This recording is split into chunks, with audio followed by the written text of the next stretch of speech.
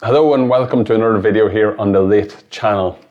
There's a scene in the great German TV series Deutschland 83 where Ingrid Rauch, who's the ex-wife of a Stasi official and the mother of the hero of the series, East German spy Martin, she goes to her basement, she opens up a closet and the camera pans around behind her to show the floor-to-ceiling shelves of books.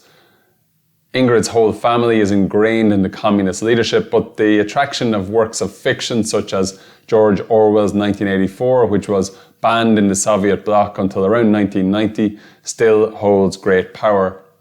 Now in 2022, it's not a bad question to ask, what is a book?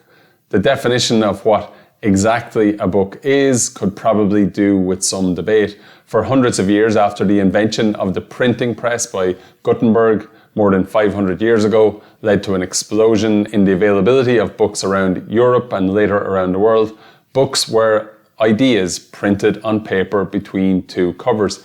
Indeed, the online dictionary.com still defines a book as a written or printed work consisting of pages glued or sewn together along one side and bound in covers. But is that really true anymore? Is a book an object? Or is a book the ideas contained within it? Books right now are just as easily seen as audiobooks or ebooks as they are on paper. I'm sure many people read a lot on Kindle or Audible, but might not often have a physical book in their hands. However, in this short video, I am going to be making the case for paper books.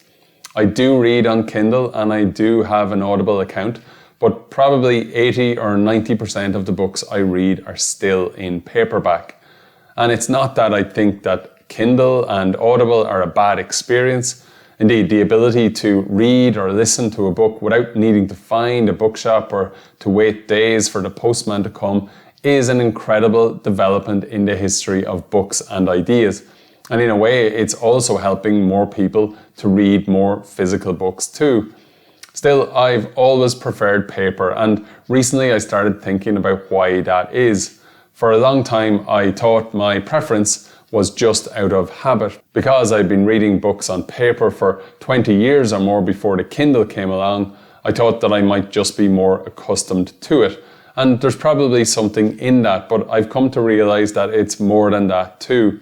There are at least 5 reasons that I prefer paper books, and I think all of these are relevant to 2 of the cornerstones of this channel, namely personal development on the one hand and the transformative power of reading on the other. So those 5 reasons. Number 1, I love the non-connectedness of a paper book. It might contain the most incredible wisdom or characters or storyline, but in another very real sense, it is dumb. It's inactive.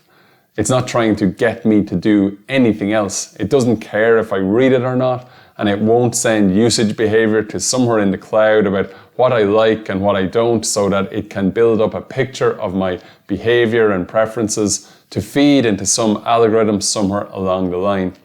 Books are this weird paradox. In one way, they are the ultimate connection, a direct line between the consciousness of the faraway writer to the consciousness of you, the reader. In another, though, they are the definition of unconnectedness. They're private, they're personal, they're non-digital and non-social. The second reason that I prefer paper books is that I love the object nature of them. The thing about books as physical objects is that they carry some sort of vibe or energy. When you buy a book that ends up being important to you, every time you pick it up or you see its spine in a bookshop looking at you from the shelf, you are instantly and miraculously transported back to the place you bought it, to the time you read it, to the person you were when you read it. The third reason that I prefer paper books, or the paper books are better for me, is something I've learned about the science of reading. There's something physiologically different that happens when you read a book on paper than on screen or listen over audio. As you read, your brain is working both outwardly and internally. Outwardly, your eye is following the lines in front of you and your brain is taking in the words and the sentences. Internally, your brain's imagination ducts are going into some sort of overdrive, creating an entire internal world that may be similar or entirely different than the one that the author had imagined when he wrote it. The fourth reason I prefer paper books is that they have some intangible spiritual presence. I've heard some writers say things like, the book they've written is always a different book to the one people read. My relationship with a particular book will be different to yours, and both of our relationships or both of our experiences will be different to that of the author. Every book then takes on a sort of life of its own, or many different lives of its own. It seems weird, but it's probably true to say that every book exists as many different times as there are readers. If a book is written once and read 1,000 times, there are 1,001 different experiences of it. And I think that that is magical. A great book then becomes something more to you than just pages between two covers. It accompanies you, it follows you around, and it contributes something intangible but unbelievably meaningful to your life. And the fifth and the final reason right now that I love paper books is how they exist across time. I love to fold books in my pocket or throw them in my bag and carry them around with me. I love to read scribbles in the margin on it. I love to add my own. There's an old paperback on my shelf that I picked up recently, and inside the front cover is a message from a previous reader, probably to himself. And it said, "This was a good way to get me through the London daily commute of 1985. I love that I can read a book that someone else read in London nearly 40 years ago, and maybe a book that I read and scribble on now, someone else might get to enjoy 40 years from now, and I just think that's great. So there you have it, 5 reasons that I prefer paper books. Of course, on the flip side of this, I do admit that paper books are not always possible for many people. We have to be thankful that access to books now is not restricted to living close enough to a library or having enough spare cash available to visit a bookshop.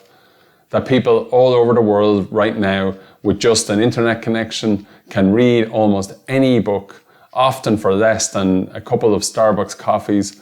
This is an amazing thing. But still, I'll make no apologies for making the case for the power of paper books. And I'll also encourage you to pop into a bookstore or a charity shop or a library next time you're passing and see what's on the shelves. If you have any thoughts on paper books, or indeed if you prefer audio or ebooks, I'd love to hear from you. Please do leave a comment below. Until next time on Lit, this is Shane signing off. If you haven't subscribed yet, do please press that subscribe button, and I thank you for watching. See you next time.